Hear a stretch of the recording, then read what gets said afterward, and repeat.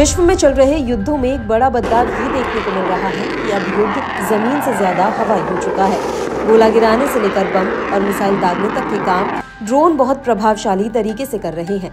ये ड्रोन कई तरह के हैं, सभी की अलग अलग क्षमता और खासियत है।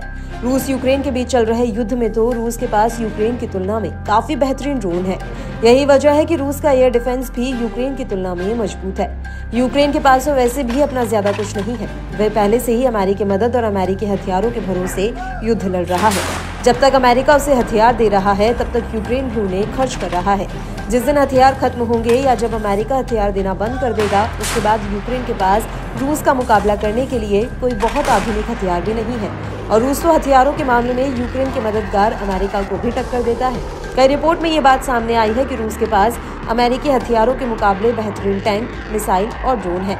अब रूस का एक और नया ड्रोन सामने आया है। रूस के इस नए ड्रोन का नाम क्यूब लोइटरिंग म्यूशन है। इसे ज्वाला KYEB UAV KUB BLA के नाम से भी जाना जाता है। ज्यादातर इसे क्यूब कहा जाता है। ये नया ड्रोन यूक्रेन के लिए किसी बुरे सपने से कम नहीं है, क्योंकि रूस के पास जितने अपग्रेडेड हथियार होंगे, यूक्रेन के लिए वो उतने ही घातक साबित होंगे।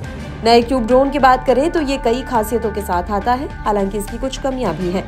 लेकिन बात पहले इसकी खूबियों की कर लेते हैं। तो पहली बात तो ये कि ये दुश्मन के ठिकानों पर एक बार में ग्रुप स्ट्राइक कर सकता है। इस ड्रोन के बारे में दिग्गज रूसी रक्षा कंपनी रोस्टेक ने अपने टेलीग्राम चैनल पर खुलासा किया है। आपको बता दें कि इसी रोस्टेक कंपनी की एक सहायक कंपनी ही क्यूब ड्रोन के निर्माता है। बात करते हैं क्यूब ड्रोन की खासियत की, तो रोस्टेक ने यह भी खुलासा किया कि क्यूब एक वर्सेटाइल यानी बहुमुखी ड्रोन है। ये तुरंत हमला कर सकता है और कुछ गड़बड़ होने पर हमले के लिए सटीक समय का इंतजार भी कर सकता है। क्यूब अपने विस्फोटक या एक्सप्लोसिव चार्ज को बहुत सटीक तरीके से डिलीवर करता है। इसकी ये खासियत इसे रूसी हथियार के खजाने में एक दुर्जय हथियार बनाती है। रोस्टेक ने बताया कि क्यूब के वारहेड को TNT से 1.5 गुना ज्यादा शक्तिशाली विस्फोटक का इस्तेमाल कर बनाया गया है।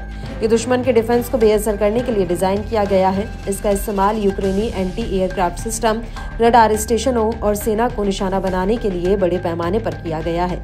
युद्ध की शुरुआत से ही रूस ने सैकड़ों ड्रोन तैनात किए हैं और उसके ड्रोन का प्रदर्शन भी बेहतरीन रहा है।